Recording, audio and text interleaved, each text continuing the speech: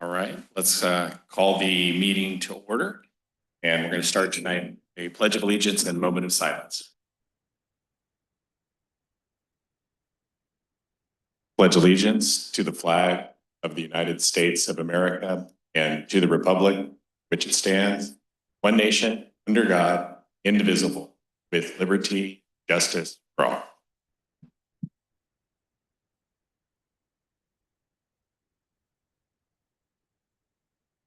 Thank you. You may be seated. Could we start with a roll call tonight, please? Mayor Tim, Here. Vice Mayor Timms, Here. Councilmember Clark, Here. Councilmember Jett, here, Councilmember Lind. Here. Thank you. All right, and we're going to start with a special set matter tonight. I'm going to ask, I see Andrew out there in the audience. Andrew, would you join me at the podium in the back? Special statement for you.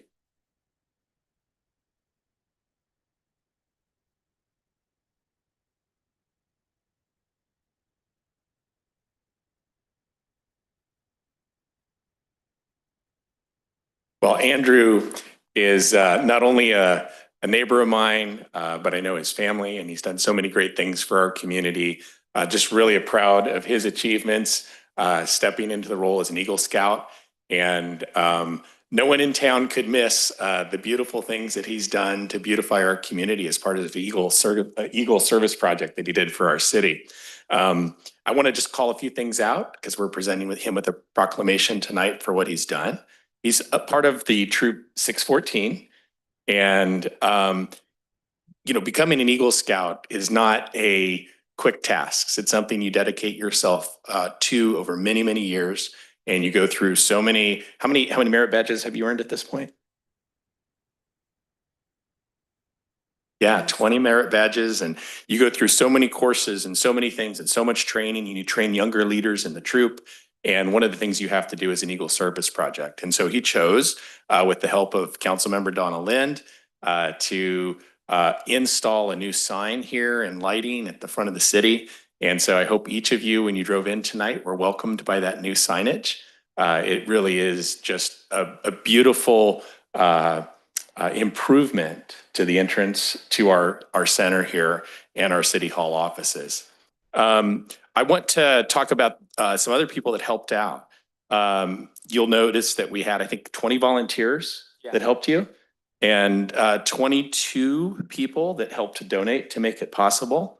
207 service hours that made it come to completion. The project was completed on July 3rd, I believe, just in time for the 4th of July, so we could light our flag up at night that night. And Andrew was inspired, encouraged, I said, by Councilmember Donna Lind. He also wanted to call out both Steve Clark on the council, who helped contribute, and myself, who helped contribute to make it happen.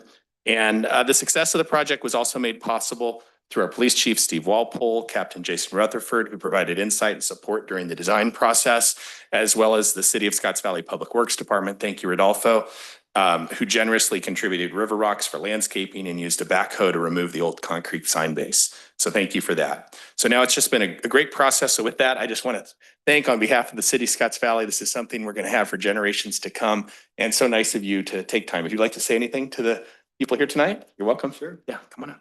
Yeah, I would just like to thank everyone that helped me, including the city council members, the police department, and all the community members who helped donate to my project and make the project come to life. I'm still working on my final merit badge as I'm becoming an Eagle Scout, but this sign project was really such a big part of my journey, and it helped me learn so much about patience and communication. And I would just like to say thank you to everyone in our community. The community thanks you, Andrew. Thank you so much. And this is for you. So thank you.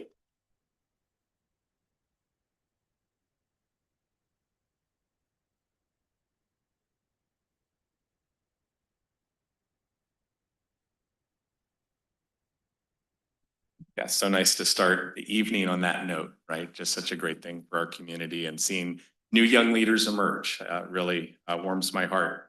Let's jump to committee reports. So council is usually dark in July, as are a lot of our committees. So It'll probably be quick tonight, but I'll go down the line here, so maybe not. We'll see. Go ahead.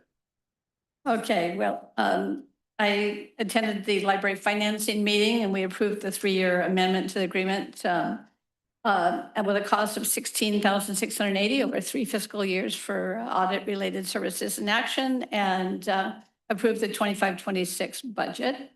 Also had some wrap-up meetings with Criminal Justice Council, just getting arrangements for the website to continue being monitored or hosted by the County of Santa Cruz, so that the reports that have been completed and the work that's been done will still continue to be available.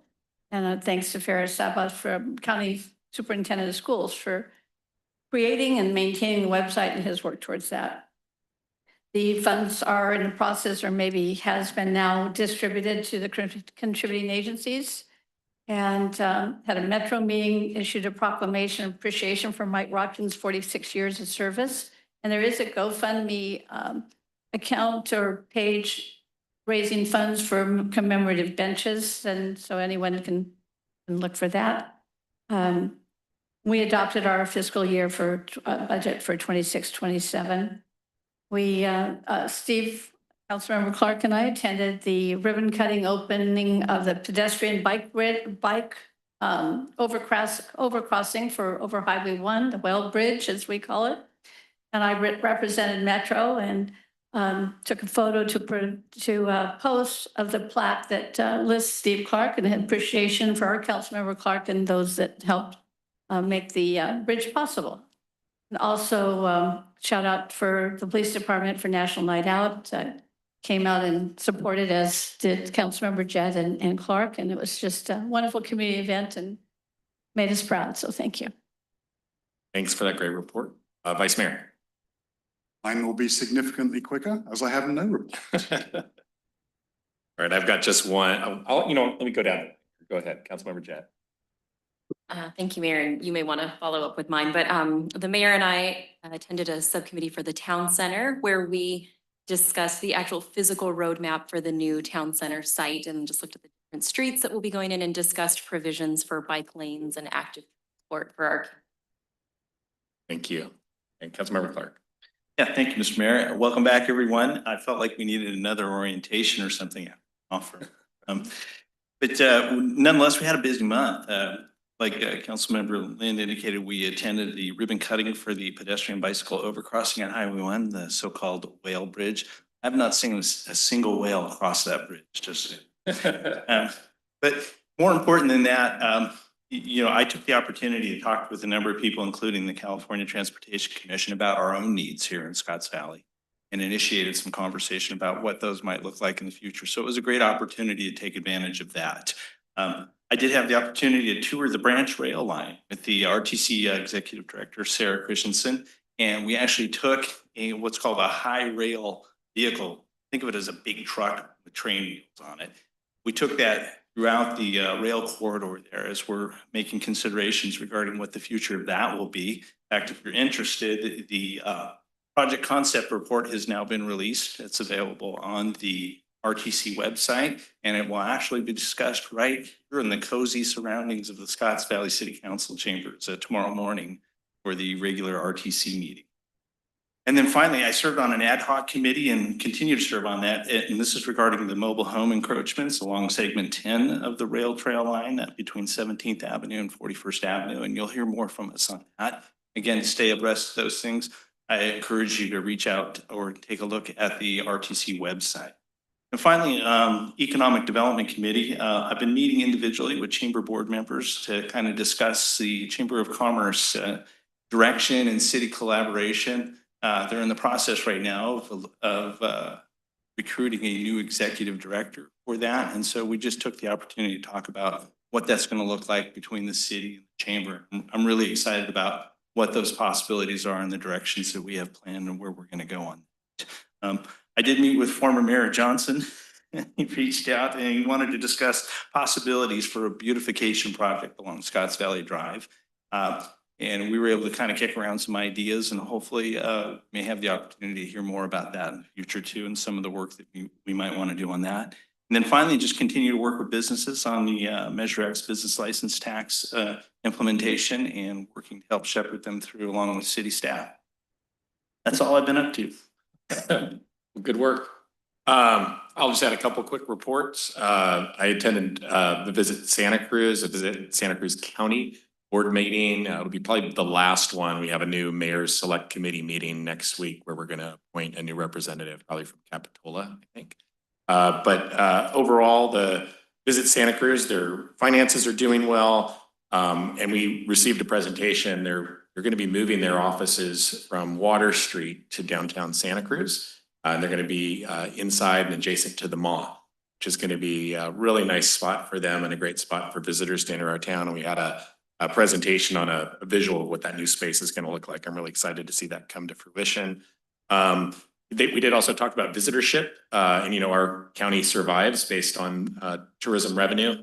However, the good news is tourism remained relatively flat. They were expecting it to be up. But that was really mostly in part to cut down in international travel, which we saw. We usually get a lot of visitors that come from both Mexico and Canada, and that really dropped off a cliff after some comments from the feds that were not so great. So that we've seen a direct impact on our visitorship in our county and throughout the state, unfortunately. And then Councilmember Jett covered our Town Center Subcommittee. I do want to remind the public that on August 12th next week, we're going to be having, and I think City Manager will go into it more, but we're going to have a press conference on the funds received from Congressman Panetta and the federal government to help with the purchase of the Town Center land, which just recently approved. So with that, I'll kick it over to the City Manager for a report. Thank you. Good evening, members of the City Council and community. As the mayor said, it's been a long summer, so I have a lot of things to report out on since your last City Council meeting. So first, a few items from the police department. You may have noticed this morning that the police department, in conjunction with other various local agencies, conducted a badges traffic safety program. They were out from 7 a.m. to 2 p.m. today. And they issued 37 citations during that time for violations that they observed. So trying to keep our streets safe and people driving the speed limit all over town today.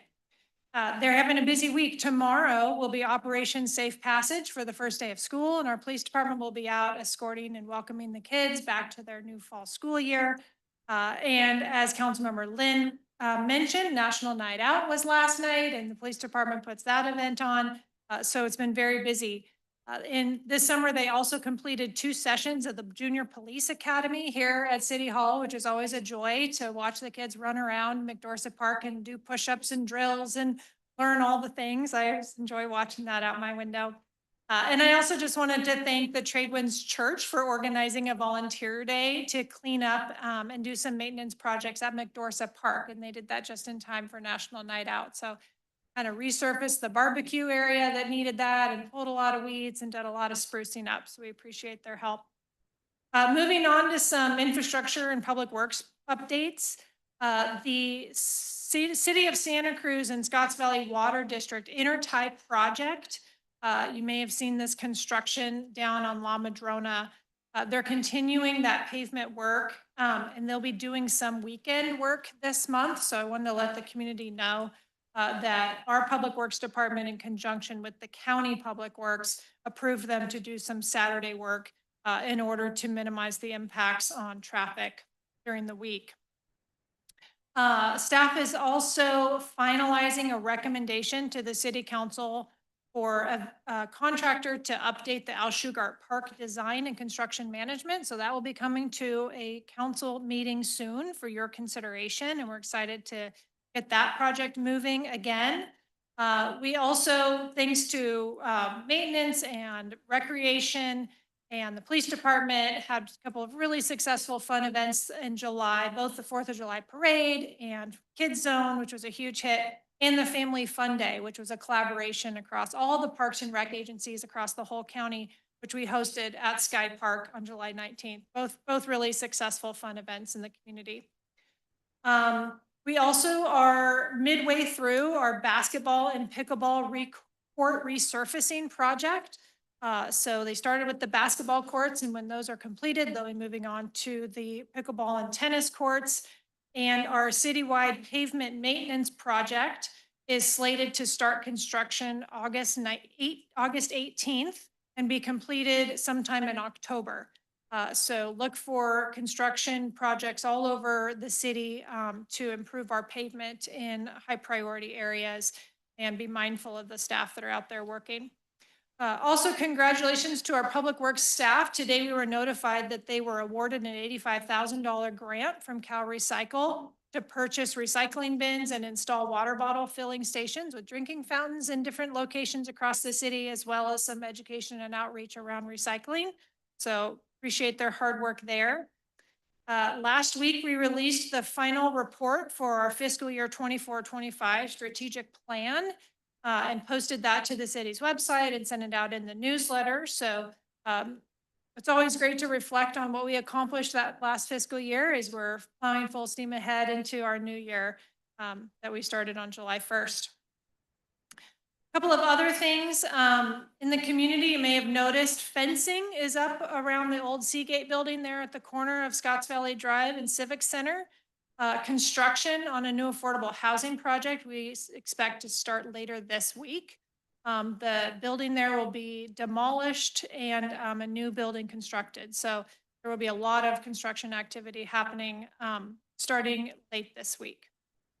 And then finally, regarding the town center, the environmental impact review report and the specific plan are continuing their development and process. Working lots of long meetings, reviewing documents with our consultants. We appreciate the engagement of the Water District in helping with some of that. And we're marching forward with those. And as the mayor mentioned, we are hosting a press conference next Tuesday at 2 p.m.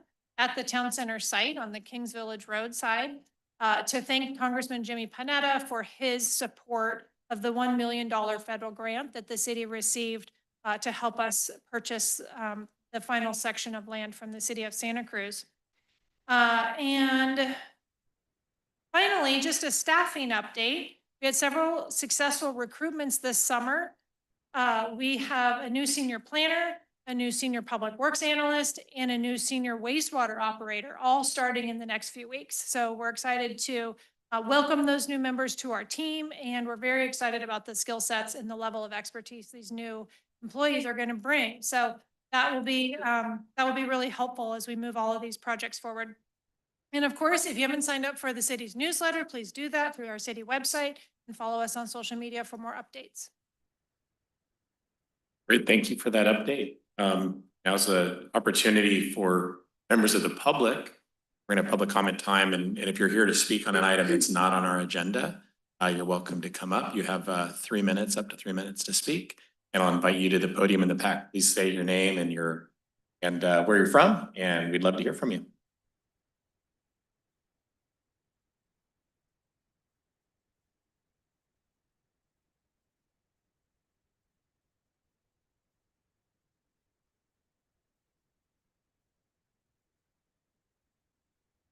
Good evening. My name is Paul Chapin.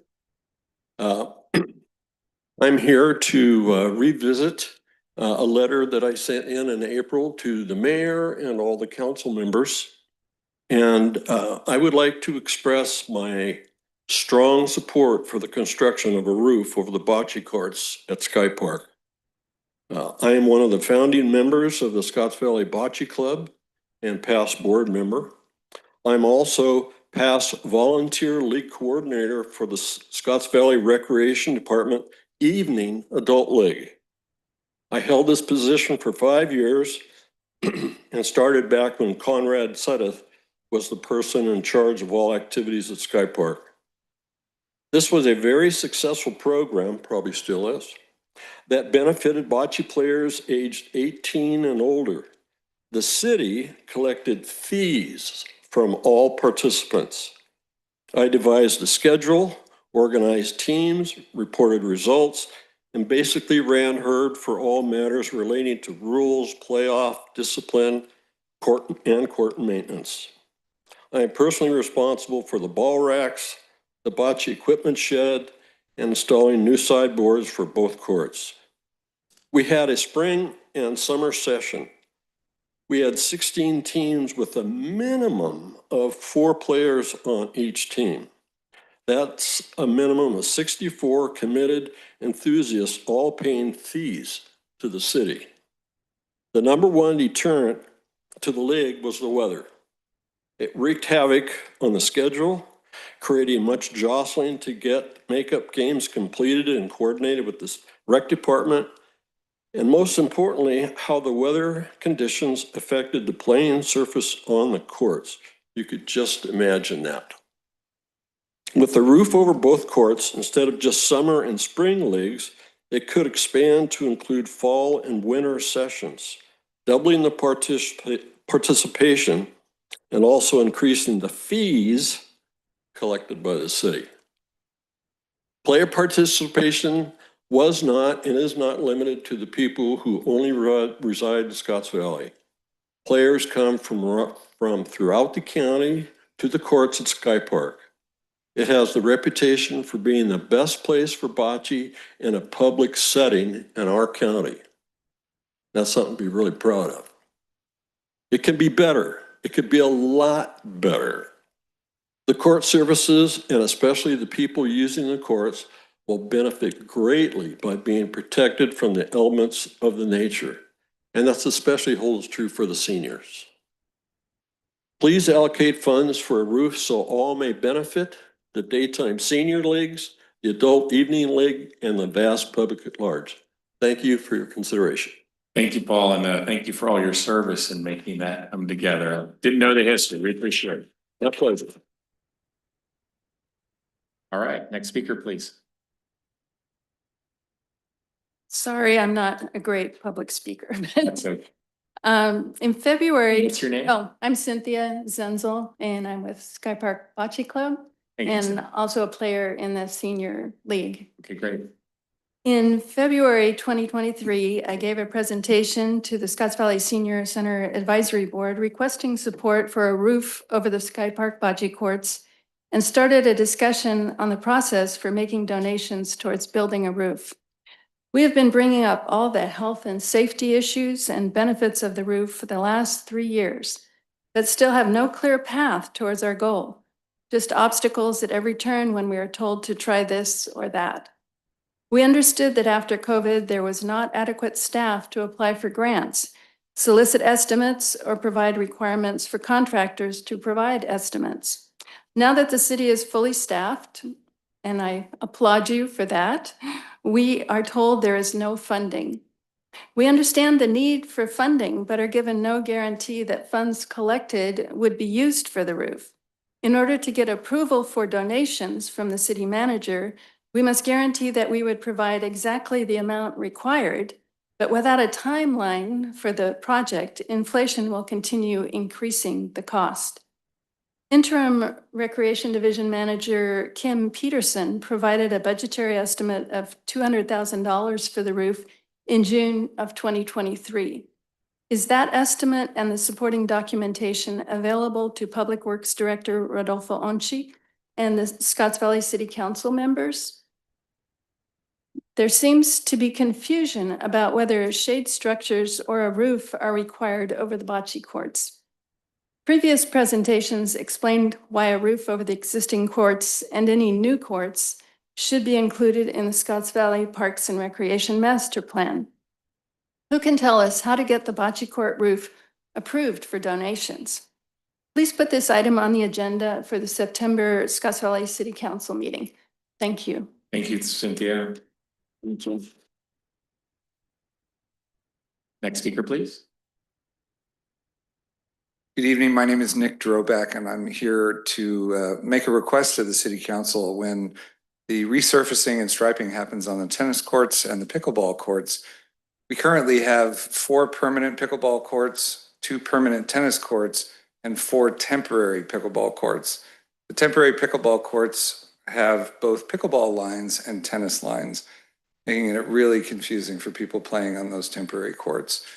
Thought this would be a perfect opportunity, now that we are getting new surface and new lines, to eliminate the tennis lines on the single tennis court that's part of the pickleball complex.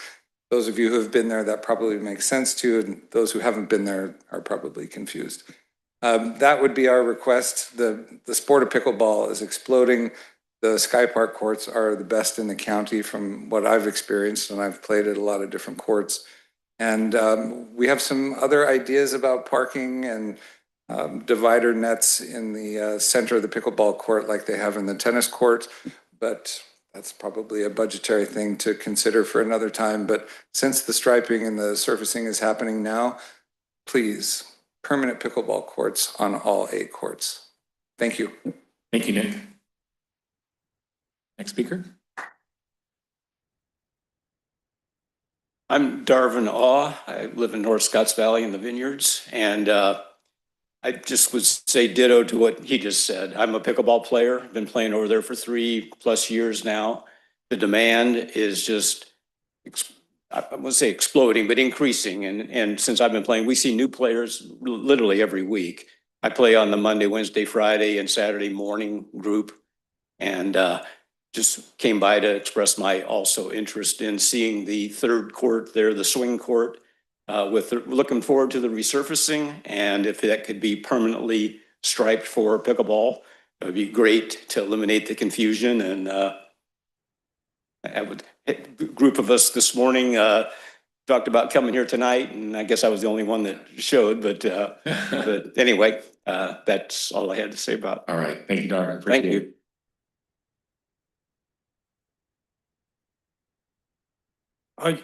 My name is Matthew Hakimi, and I live in Sky Park, and I've lived there for 30 years, more than 30 years. And I'm here to report about the vandalism at the tennis court in the Sky Park last week. Our neighborhood has had a lot of problem with the city illegally converting the tennis court into the pickleball court.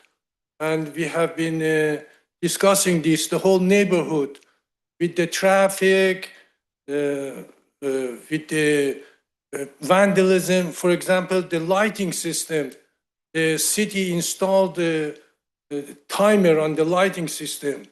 And last week, somebody went with the brick, with the stone, broke into the circuit breaker. And so they can override the control for the timer. And I reported to the police department, and police department came. Thank you for your sending for your service. And then, it's put expense on the city, and there is a lot of people come over there. There was a report, a neighbor, 10-year-old girl was walking in the tennis court area, and a pedophile guy tried to molest both of them. And the police was reported to it, and I provided a lot of camera surveillance to the police, but I don't think they can find these people. They just, I can show you how many people come every day to that area. That area is not constructed to handle that much traffic. I go to a sports club and I pay hundreds of dollars. They have pickleball court, they have tennis court, swimming pool, everything. In United States, you are free to play tennis, pickleball. You pay, you play. Nobody is supposed to. I'm a runner. I like to run 10 miles a day. But I don't come to the city to build a track for me, But why the city has to pay for the pickleball court for these guys if instead of the business can make $100, $200 from them? The city doesn't have obligation to pay for this pickleball. They're molesting children. The police knows it. They were reported, they were trying to. Thank you, Matthew. Next speaker, please. Hello, my name is Jackie Signor. I'm a part of the Santa Cruz Pickleball Club board. And I'm here tonight to talk about the resurfacing as well as the explosion of participation, not only at Scotts Valley, but at parks throughout the county. Whether you pay to play pickleball or as a tax, as someone who pays their taxes, that's part of what we are able to have. So I'm sorry to hear that this gentleman's so upset about all the various things that happen. There's a huge number of people that play pickleball, more than 3 times, I would guess, the amount of people who have played tennis in that area. So over the 30 years that he's lived there, I can see that it might be difficult for all these people who are coming and going in that neighborhood, but that's the way it is. The park is very well utilized. We appreciate all that the city does to keep it in maintenance order, and we're very happy to hear that it's going to be resurfaced because there are some big surface issues, large cracks and such that not only are difficult to play on, but are also a danger to people who play there. So we thank you for being able to have this new resurfacing project in and done, especially in a timely manner during the summer when the courts are better. The surface will cure faster in the warm weather. As far as parking goes, that's a difficult situation in a small pocket park in a city. Whether you park in the neighborhood, which people do, and hopefully are cognizant of people who live there. But it's a huge sport that's only going to be getting bigger over the years. And I'm sorry this gentleman's sad about what happens, but it's a large population of people, and you can't blame certain things on just pickleball people who show up. Thank you very much. Next speaker, please. Hi, are we just talking about pickleball right now, or are we also talking about the levy that's being, assessed for the Sky Park open space? That's later in the meeting. Okay, so let's talk about pickleball. My name is Heather Sebring and I live in Sky Park. And I am under the impression that the Sky Park residents pay for those courts. Is this true? It's not a back and forth, but go ahead and ask questions. And Okay. we'll see what we can. I'm under the assumption that we pay for those courts. Well, we hear all day long, click, click, click, click, click. It drives everyone crazy. Is it just the way it is? I don't think that's very fair. We own these houses, most people work from home, and we hear the click, click, click, click, click all day. And the decibel levels of pickleball balls hitting the rackets are, higher than what humans should be required to listen to. It's really loud, and the poor people that live in that cul-de-sac really have it badly. I can hear it at the other end of the cul-de-sac all day long. And people who walk their dogs in the neighborhood, oh, beware, because those pickleball drivers drive like maniacs through our development, and that's really dangerous. We have little kids everywhere. The Sky Park is turning over, and there are lots of little kids, lots of little 4-year-olds and 3-year-olds that just bolt out the door. But devil may care, because those pickleball drivers are driving really fast to get a spot and to meet their friends on time. So I protest adding any more pickleball, and I don't want pickleball at all. So that's my thought on that, and I'll come back later. Thank you so much for listening to what I have to say. Thank you, Heather. Do we have other speakers here tonight during public comment that are in person? We can't speak from the audience, I'm sorry. I do see someone online.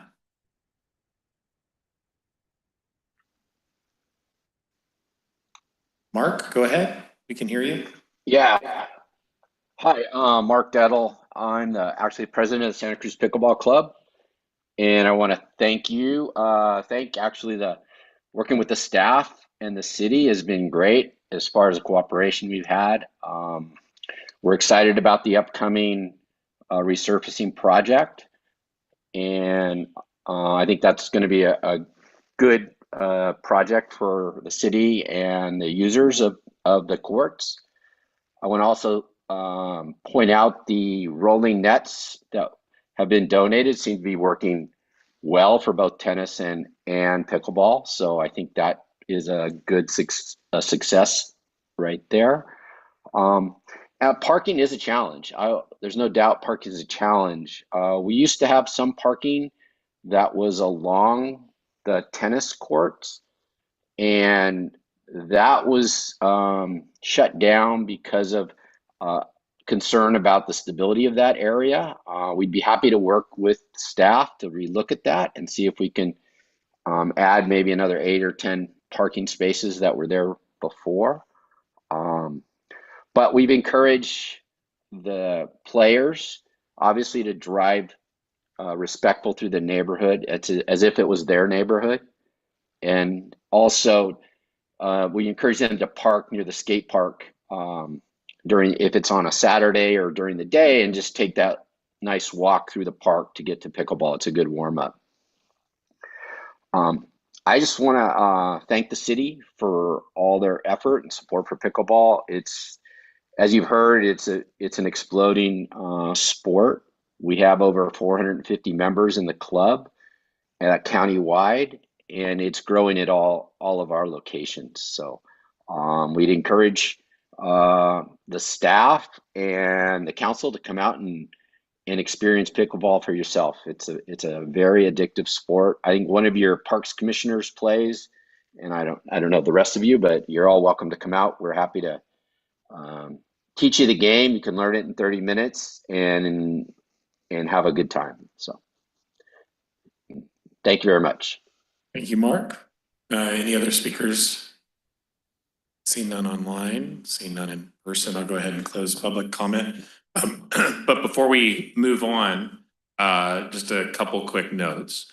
So in a lot of communities, not just park facilities, but school facilities are open for use to the public.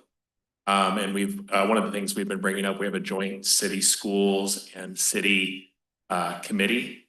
And one of the things we've been talking about is how to open up some facilities that may be in appropriate places for things like pickleball if it's concerning neighbors. We also have a Parks and Rec Commission where a lot of these decisions go through.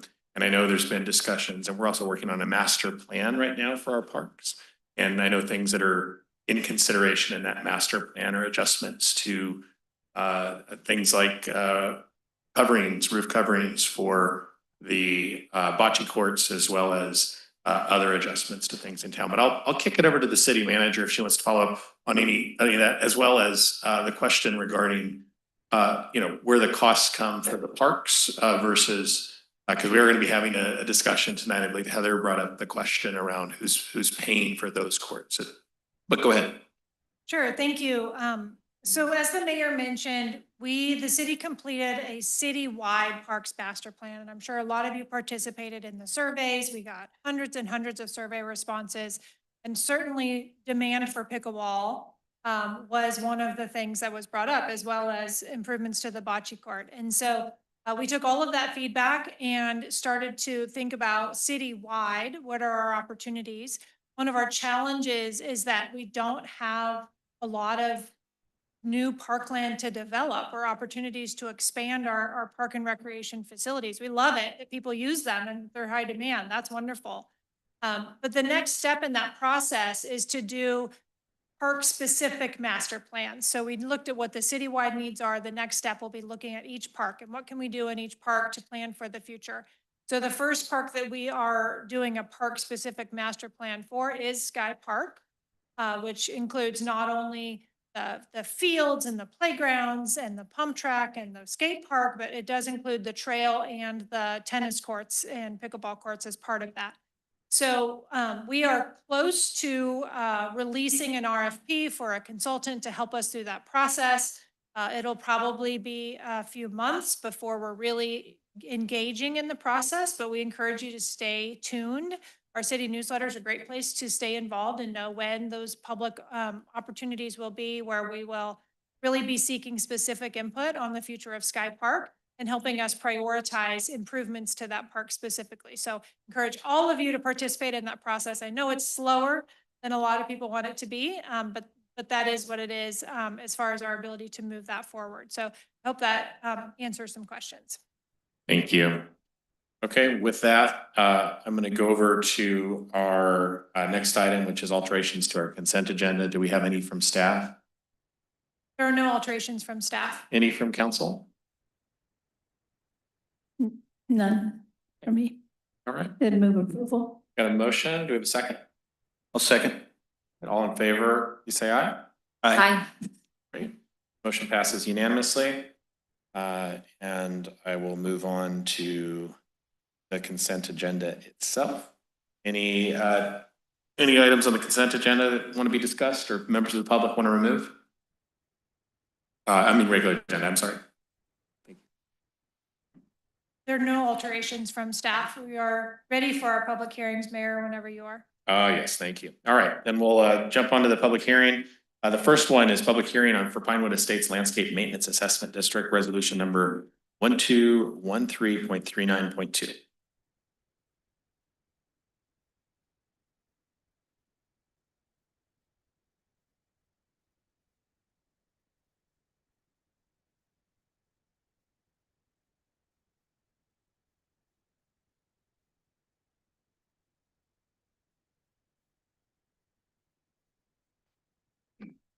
We're going to get a report first. This is where people exit. So you want to go ahead and open the public hearing? Public Works Director Anchi will be presenting this item. Okay. Thank you, Director Anchi. Good evening.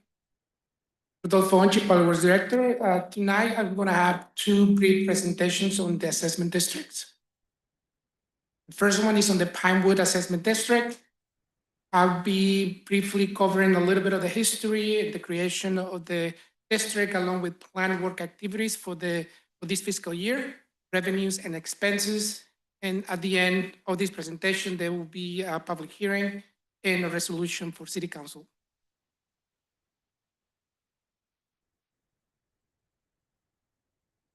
The creation of this assessment district was in 1987.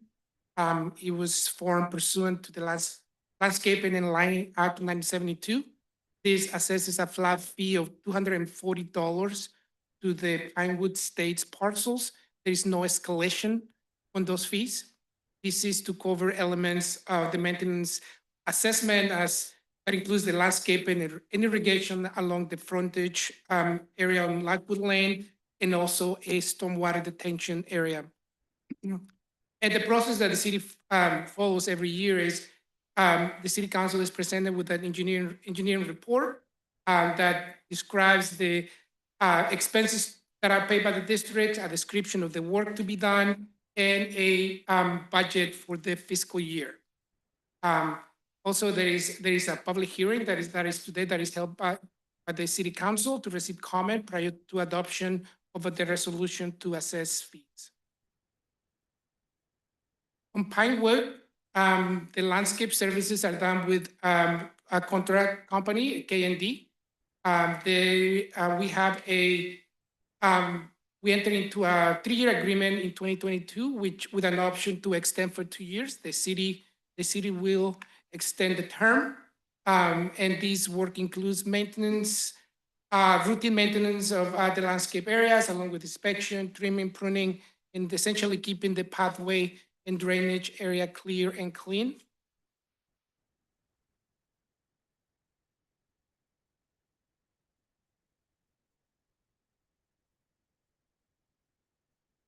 Apologize. The maintenance expenses for this district are, as you see on the screen, for maintenance and services, is approximately, for this fiscal year, we're allocating a little under $2,000. Irrigation of power will be close to $4,000, for a subtotal of $5,810 is the total amount assessed by the city collects for this district. So the city this fiscal year is not increasing the fees or allocating any additional funds in addition to what is collected. Tonight, staff recommends that the City Council hold a public hearing to adopt Resolution 1213.39.2, ordering and authorizing the levy and collection of the assessments carried pursuant to the Landscaping Act of 1972 for the Pinewood Estates Landscaping Maintenance District. And with that, that concludes the presentation on this district, and I'll be happy to answer any questions. Okay, do we have any questions from council?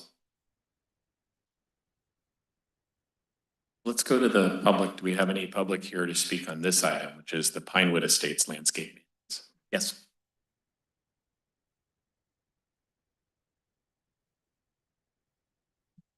Hello, my name is Vin Theon, and I'm a resident of Pinewood.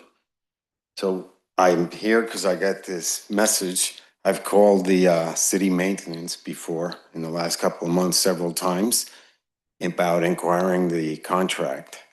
And I'm here to recommend or request that it's not the $240. I mean, I, as a owner in one of those homes, I'm willing to pay even more to get the job properly done. So the list of services that was pointed out, I'm dubious about that. You know, once a month is not enough, but I can see rotating certain services, you know, every couple of months. In addition, I think maybe quarterly, there should be a special service where they come out and they pick up the debris. Really what they do now once a month is blow it and distribute it, and it just piles. And what's happening is it piles against the back fence of all those homes, and some of them are rotting because they're under the debris, under the mulch and all of that. I personally go out or have my landscaper go out and clear that up in the back. And I've asked K&D, the project manager, and she's referred me to the maintenance Scotts Valley department to tell them to bring that up. They're willing to do that, but it may be at a fee or it may be at some other service, you know, what prioritizing. So I'm okay if we raise the price to just do it properly. So that's my bid. Thank you for being here tonight and bringing that up. We appreciate it.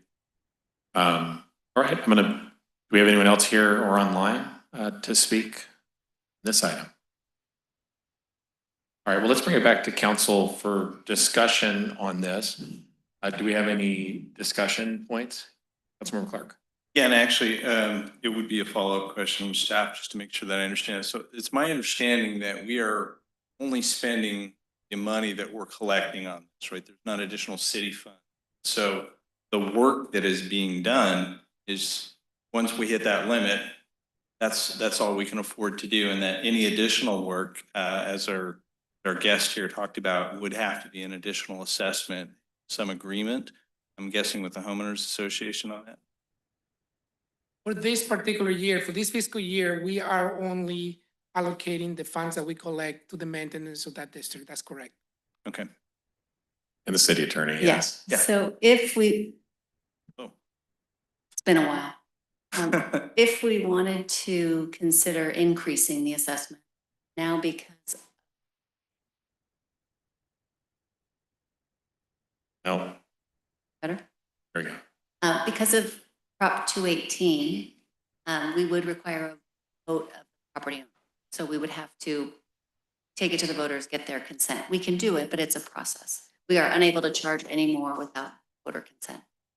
And is it, I'm sorry, voter consent just of the property owners or the entire city? Just the property owners in the district. And how is that held? Is that a ballot that goes just to them during an election year? No, it wouldn't be doing, it would not be during an election. It could be done separate time. They would have an opportunity to object. The engineer would have to come up with a report that would show the spread of the benefit. So that is something that if the property owners were interested in doing that, there may be some other that we see as property owners interested. And one more follow-up to that, if I could, is, so typically, who would initiate a process like that? Would that be the homeowners or would it be the city? Or a kind of a joint collaboration of the two? I think it would probably be a joint collaboration. This was done as part of the initial subdivision. That was a very standard process that was done with subdivisions at the time to pay for improvements.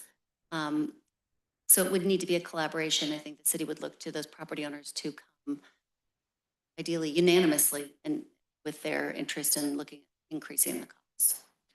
Yeah, The other that's gonna be my option- follow-up. It would have to be an unanimous vote or a majority? No, vote? it has to be a majority. The other option too is the assessment districts can be dissolved. So that would be something else that staff could look at.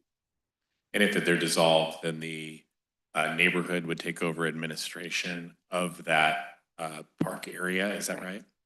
We'd have to come up with some agreement with them to do that because it is along a public street. Got it. And can I might ask a Absolutely. question? Yeah. So, one of the things we've talked about without, triggering any other special studies on this is, could you just have a CPI, adjustment to this over the last, when did we say this was put in 1987, right? And could you simply forecast that out and then add a new CPI to today going forward? So because the issue is there's insufficient funds to cover the costs of the maintenance as it has risen over the years, correct? Yes, absolutely. So if you were to do a new assessment, anything that we would do would include an automatic escalator so that wouldn't require continuous voter. Okay. All right. Since I haven't closed the public hearing yet, I have brought it back to council.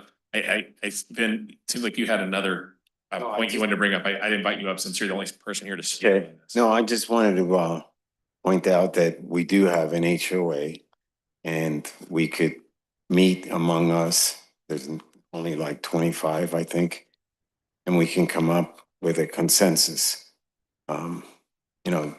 The option for everyone else is that they manage things on their own, that part of the fence like I've been doing. But I'm speaking not just from the maintenance standpoint, just the aesthetics of it, especially in the winter when you have these downpours and the drains get clogged up. And, like I said earlier, I'm okay if we raise the fees. It hasn't been done in a while. And the landscaping maintenance service, they cut back on it wasn't always the case the way things are right now. And I'm assessing that because of the amount of money they get, they just cut back on what they do, what they've been doing. And that's pretty much what the project manager told me. Basically like, hey, you want us to do anything extra, you go through the city maintenance. But again, if whatever we need to do, whatever venue we need to go, we do have an HOA. Thank you, Vin, and I appreciate that. So I'm going to close the public hearing now, and I'm going to bring it back to council for some additional discussion.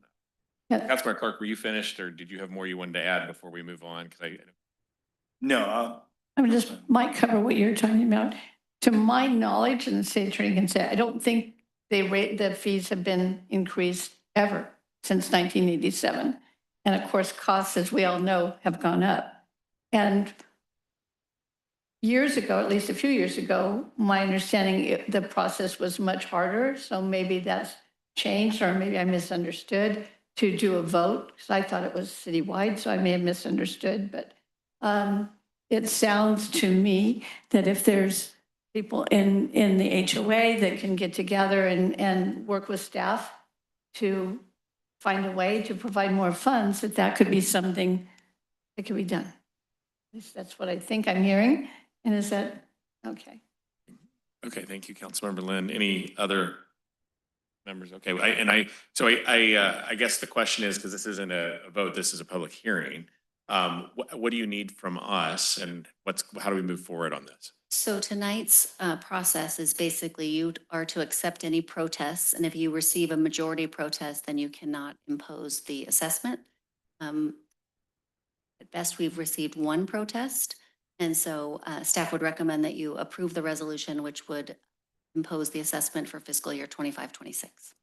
And can we also direct staff separately, not as part of this resolution, but just direct staff also to work with the HOA and the neighborhood? Because we've heard now from owners that they would be open to an increase in that assessment to help maintain. Yeah, I don't think we need that as a motion. I think Staff Staff's heard it heard. loud and clear. Okay, great, excellent.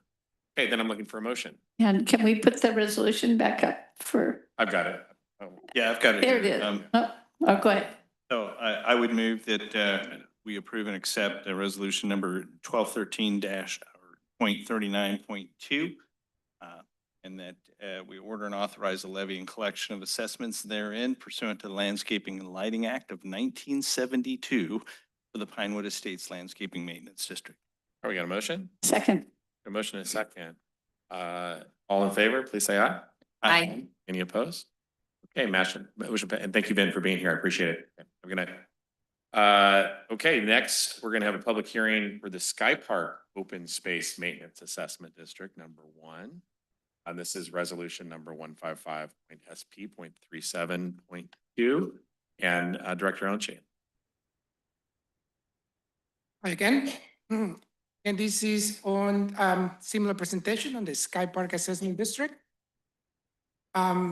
I'll be going briefly through the creation of the assessment district, some of the history, the cover elements and the process, along with planned work activities, revenues, and expenses for this fiscal year. And at the end, we'll have a recommendation to hear for a public hearing and to adopt a recommendation, a resolution. The creation of this assessment district was in 1995 as part of the condition of approval of the development of the Sky Park neighborhood. For Sky Park, there is a flat fee of $219 for all 190 Sky Park parcels. Again, there is no escalation for this assessment district as well. And this essentially covers the maintenance of the linear trail and the greenbelt, along with the slope stability and self-insurance fund along the area. And again, the process annually is similar to Pinewood. There is an engineering report that is developed and presented to City Council. This has a description of the work to be performed during the fiscal year and the scope and budget of the proposed improvements and related to maintenance. A public hearing is held by the City Council to receive comment prior to the adoption of the resolution assessing fees.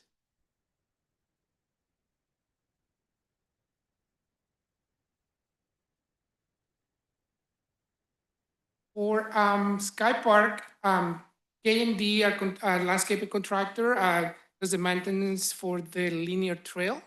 And the maintenance is essentially routine maintenance of the linear trail, which includes inspection, trimming, pruning, and essentially keeping the pathway clear and clean.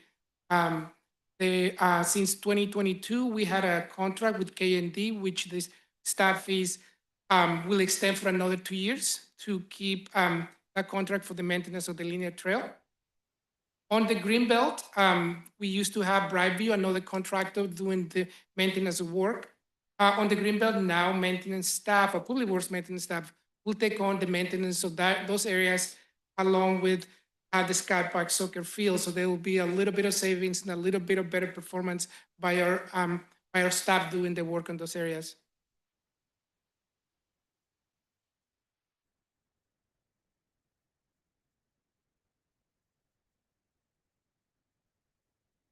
On Sky Park, the revenue for the assessed fees adds up to a little over $41,000. Utilities for these assessment district are close to $17,000, leaving a little over $22,000 for the contract for the maintenance of the Greenbelt. Of the linear trail. Essentially, there is a small portion of that goes to city overhead. And essentially, again, similar to Pinewood, this fiscal year, we are only allocating the amount that we collect to those contracts to perform maintenance in those areas.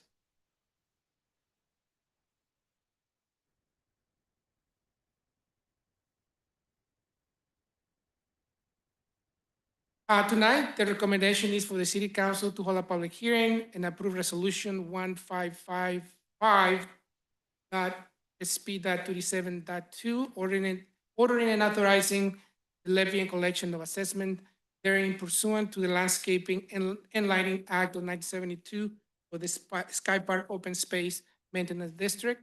With that, that concludes my presentation on the Sky Park Assessment District, and I'll be happy to answer any questions. Okay, do we have questions from council? All right, then I'll go ahead and open the public hearing, and we'd love to hear from the public who's here to speak on this. Yes. Hi, thanks for listening to me again. This is Heather Lewis Sebring, and I'd like to say that the $219 is insufficient for appropriate maintenance. I would like to propose that we research what would be an appropriate amount and then, put forth a revised levy with a CPI adjustment. I'd be happy to handle that for Sky Park, getting a letter out and asking people to approve an increased amount. Compound annual growth rate for $219 over the 20-year period would be about $400. I still don't know if that's an appropriate amount. We'd have to do the research. We have a major gopher problem in the green belts that have rendered them pretty much unusable. We have tiny backyards and really small light lines, so we rely on the green belts for the children to play, but it's not safe. Dogs and adults and little kids put their foot in those holes all the time, so now we're not using them. Those green belts have been woefully mismanaged. They look terrible. They're really embarrassing, and they're now unusable, sadly. Also, foxtails throughout Sky Park are very dangerous for animals, and they are fatal, actually, and they're everywhere, and it's a huge problem. Where dogs, they can't even sniff on the side of a sidewalk because there's foxtails everywhere. I try to go and pull as many as I can, but I cannot get the whole park, so that's an issue. And I'm glad that the Scotts Valley team has taken back the greenbelt maintenance. It looks much better, but there's still so much more to do. The bushes and the trees, and there's vines and everything's entwined, and it's impacting our property values, and it's embarrassing. So I'd be happy to help, and thank you. Appreciate it. Thank you, Heather. Other speakers?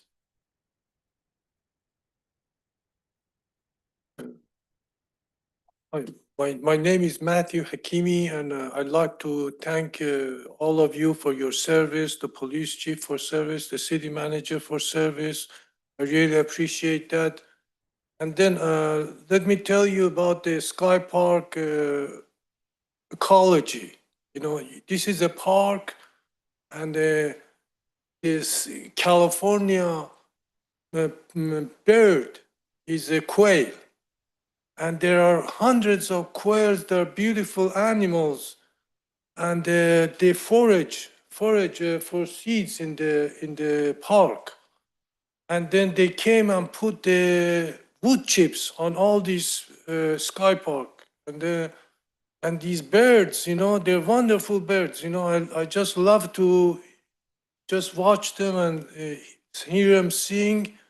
It's refreshing, And it's a lot helps for everybody. If somebody just walks in the park and see the quail family, this is a California bird, and they put wood chips, and these birds are suffering. The population drops sharply.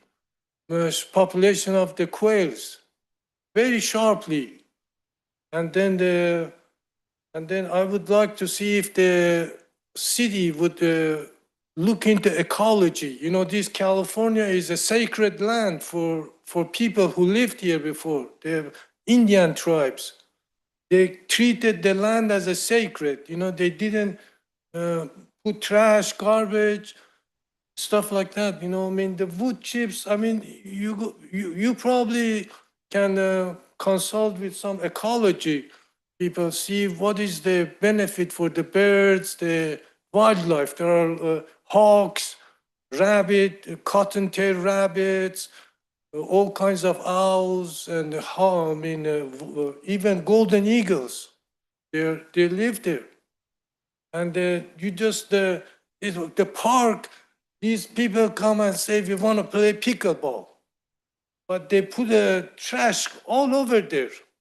I mean, these people, they just only think about is like, we want to live there and take care of the place. You know, there used to be a guy, my friend, he died recently from brain cancer. His name was Doug.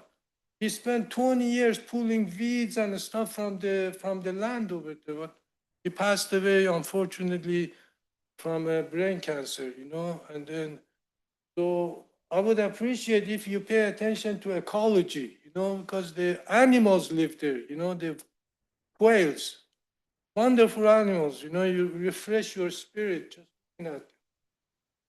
Thank you, Matthew. Yeah, next speaker. My name is Gillian McGlaze. Good evening, Mayor, team, and council members. I've been a resident of Sky Park since 1997, and I've probably been here all but half a dozen times annually to speak to you guys. I did not bring anything prepared this time because, to be honest, I'm not feeling it. I'm not feeling like I want to come here with suggestions to you guys or ways to solve the problem. I have been very deliberate in doing that the last couple years. Very disappointed that we've renewed the contract with K&D. I know the residents have come to you guys and told you that. They've spoken to our Public Works Department. I've spoken to our Public Works Department, and the Public Works Department has had problems with them. So renewing the contract, not great. We're talking about, it's just not good, and it's disappointing to me. Very disappointing that we're just moving forward as if we're talking about increasing the fees. It's a different situation than we have with Pinewood Estates. We're talking about a public park that you guys advertise on the city's website as one of our beautiful assets. It's not an HOA situation. The green belts, I'll pay for the water. We can only use potable water. We'll pay for the maintenance. But to pay to subsidize a city park that not only our residents use, but the residents of SLV and people just, the soccer moms, the people who come use that linear trail, and to expect the residents of Sky Park to shoulder it, I think is a bit much. We haven't contributed to that slope insurance fund in years. We keep deferring it, which I think we need to circle back and check that out. And there are documents that state, I believe on the engineer's report at one time, that part of those fees went towards the lighting at the tennis courts. It was in documents at the time that said we were paying the utilities, we're supposedly paying for the electronic gates that don't exist anymore.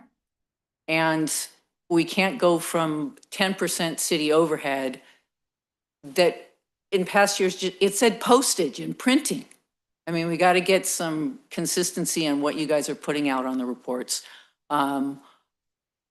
Like the gentleman from Pinewood Estates, I understand that, you know, and we probably, a lot of the residents wouldn't be opposed to increasing that assessment fee.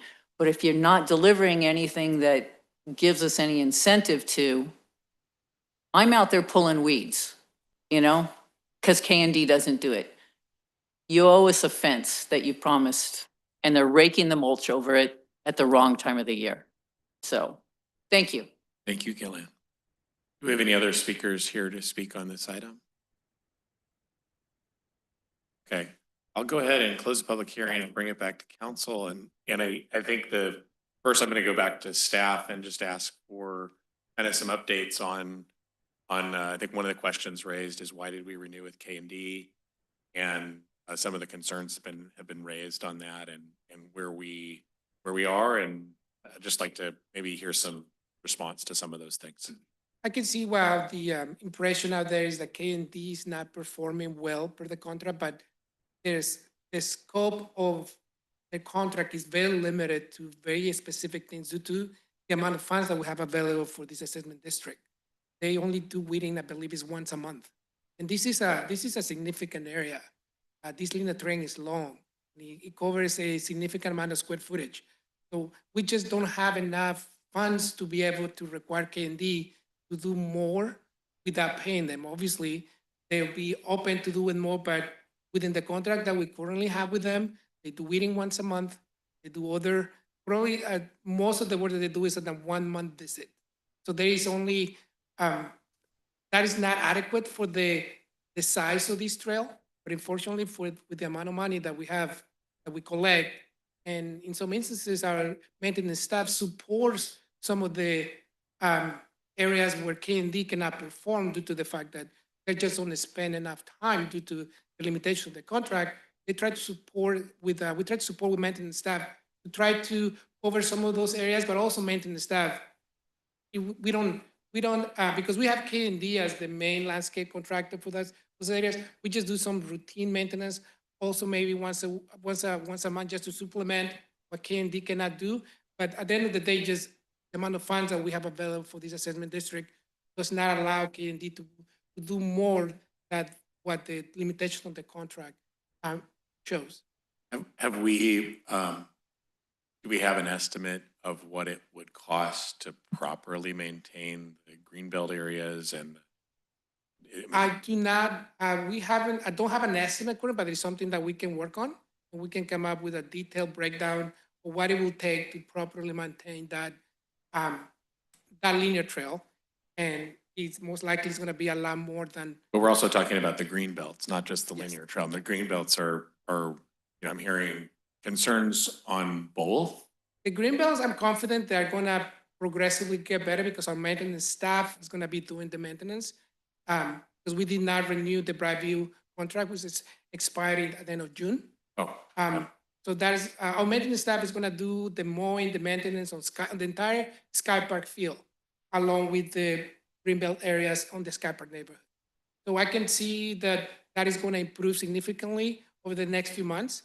But staff can come up with an estimate and truly reflect, okay, this is what is needed to properly maintain this area, which I agree with some of the input for the community is provides a community benefit.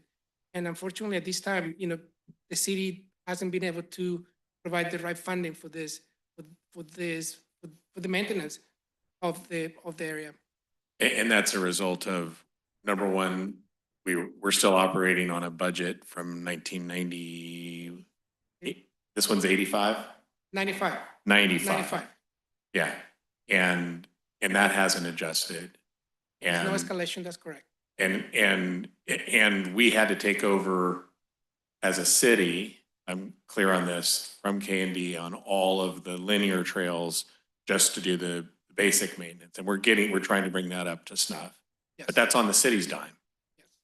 And then the contract we have, all the dollars we're using with K&D are only for a once a month spruce up, and that's not enough to really handle proper maintenance. Because we have to include utilities, there's some water, there's some electricity. So all of that takes away from the amount of money that actually goes to K&D, which you see our staff, engineers report is not a big amount of money that they get paid for that work that they do. Well, you know, thank you for that. Are there other questions? Because I do have some more thoughts, but I'd like to allow the opportunity to ask questions.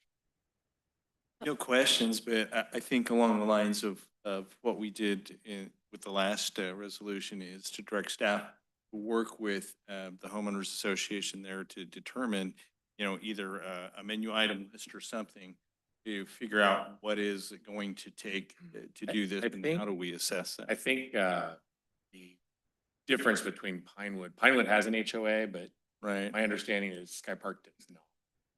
Is that correct? Yeah. Yeah, comment from the, so. It does make it a little more difficult, but. We do have a resident who has volunteered to help with. Yeah, we have somebody who wants to work with the city on that and bring it forward. It sounds like that communication needs to happen. And maybe it's because of a lack of an HOA that there might be a lot of confusion out there about who's responsible for what and what is what. And so I'd just like to see us consolidate that, clear up the confusion, and come to a consensus as to what is appropriate to be done out here, and then what will that cost and an agreement for that, so. Councilmember Jett? Similar to Councilmember Clark, my recommendation was to ask staff if we could direct it to do an assessment of what we think the actual cost would be. And then I wasn't sure how we would then present those findings to the community members there, and what the next step would be to, if they did want to organize and vote amongst themselves, to be willing to pay more to see some more work done and some more ability for us to pay more for maintenance. Can I add to this? Yes, but I think that's a question for staff. Is there? I'm going to take on it. I'm gonna take Okay, on go it. ahead. Yeah, just years ago, there was a group of residents that offered to form a committee and possibly have someone that could do that to work with staff as part of, just on what Councilmember Clark said. Because there's no HOA, but if there is a group that's willing to form a committee, that was offered a few years ago. I don't think it happened. And then to the question that Councilmember Jett asked, is there? Yes, we could, I think the first step would be staff looking at what it would cost to improve the conditions. And then we can work with residents and see what the options are available. And I did have one question for staff, actually. Someone commented around the funds from this being used for lighting and park maintenance. I wonder if we could just clarify the split. I don't have a direct breakdown of what the split is, but I can get that and provide it to you. I don't have it with me, but I'm not aware that a significant amount of that goes to the lighting of the Wait, I have the engineer's report. The utilities to PG&E are $390.60. The significant utility cost is for the water costs for the green belts. That's $16,500. okay, so there's some nominal electrical cost. That's certainly not enough to turn on lights. And that's throughout, and I don't know how many light fixtures are out there, but that would be for all the lighting utilities. The linear trail lighting. Yeah, that makes sense. Yeah, I don't. That also includes irrigation and any other element that requires electrical power. That's almost just enough to keep a meter on. Now, maybe, yeah, that's the cheapest PG&E bill that I've heard. Okay, so, and that's $390 a year, is that correct? Okay, so $40 a month. All right, I guess, I think you're hearing, and it is my impression, and I heard Gillian's frustration, right? And, in the time I've been on council, every time this comes up, we have tried to encourage a solution, and it is challenging, and I understand the reasons why. But I know also, Director Allen, you've inherited this, just like the previous public work. We've been through a couple different public works staffing challenges since in just the time that I've been here, and so we appreciate your team's work on this, and I think you comprehend the problem, and it would be great if community members who spoke could work with staff and hopefully as council, I know that we would like to see this resolved, and we'd like to, we are proud of Sky Park, and we want to be proud of all of it. And we also, I think community members who live there understand, hey, we're paying the same number we paid in 95. That's not going to cover the cost. And also I understand the frustration if you're subsidizing pieces of it that maybe you shouldn't be subsidizing. But it does sound like it's water mostly, and now just basic maintenance, and the city's picked up a lot of it. So any other comments? Well, that's what I was hearing too, is I don't think that, well, maybe we didn't have staff. I don't think that the city had been absorbing as much in past years as we are now. So that's a big step that hasn't happened before. And as Gillian had said, it is a community area as well. So that's a step that we can hopefully show that we are aware of that and we are helping, and let's find a way after. I've been here for 16 years hearing these same things and talking to Gillian, and at least this is the first time it sounds like we might be able to work on something. Okay. Well, I think we do need a resolution. Someone, I have it in front of me this time. So I would move approval of resolution 1555.SP.37.2, ordering and authorizing the levy and collection of assessments therein pursuant to the Landscaping and Lighting Act of 1972, the Sky Park Open Space Maintenance District. second. I'll second that. We have a motion and a second. All in favor, please say aye. Aye. Any opposed? Our motion passes unanimously. Thank you for coming, and if you might want to jump in with Director Ochi here after the meeting, appreciate it. And then do we have, let's go to the regular agenda now. Thank you. Do we have any alterations to the regular agenda? There are no alterations from staff. Okay, any from council? All right, Move approval. I'll second. motion and a second. All in favor, please say aye. Aye. Right. Any opposed? Motion passes unanimously. And then so we'll, regular agenda, the first item is a letter to Governor Newsom requesting submission of a petition to the Environmental Protection EPA agency regarding microplastics. Can I kick this over to staff? Yeah, we don't have a presentation on this item. This was a request that came from the Environmental Working Group of the Indivisible Santa Cruz County Group, who raised this issue to our attention, essentially asking the city to support a statewide effort to encourage Gavin Newsom to join with other governors to petition the EPA to include microplastics as a issue that is monitored in drinking water. So this is not directly covered in our legislative platform, and so we agendize it for your council's consideration. And if you so choose to direct the mayor to submit this letter to Governor Gavin Newsom on behalf of the city. Okay, great. Do we have any questions from council? No? All right. I'll open it up for public comment. If there's any public comment on this item. No one in person, anyone online? I'll close public comment, bring it back to council for a motion. Move approval of submitting a letter to Governor Newsom. All right. Date 6/2025, so I guess tomorrow. I would second, but I just wanted to comment actually that this is a significant issue. As I personally learned when we were dealing with the group attempting to stop the use of single-use plastics in tobacco products, this is a significant amount of plastic that gets into our drinking supply. It's a significant amount of plastic and waste that goes into our oceans and affects marine life and then comes back into our food supply. So it is a very significant issue. So I would enthusiastically second the motion. Okay, we got a motion and a second. All in favor, please say aye. Aye. All right, I'll put that letter together. Do we have any future council agenda items? I submitted the one thing, so that we're aware of on the week without driving. Yeah, we got that. That's not a, that'll be a. No, it's just be a proclamation. All right, so none. All right, well then with that, we'll go ahead and adjourn.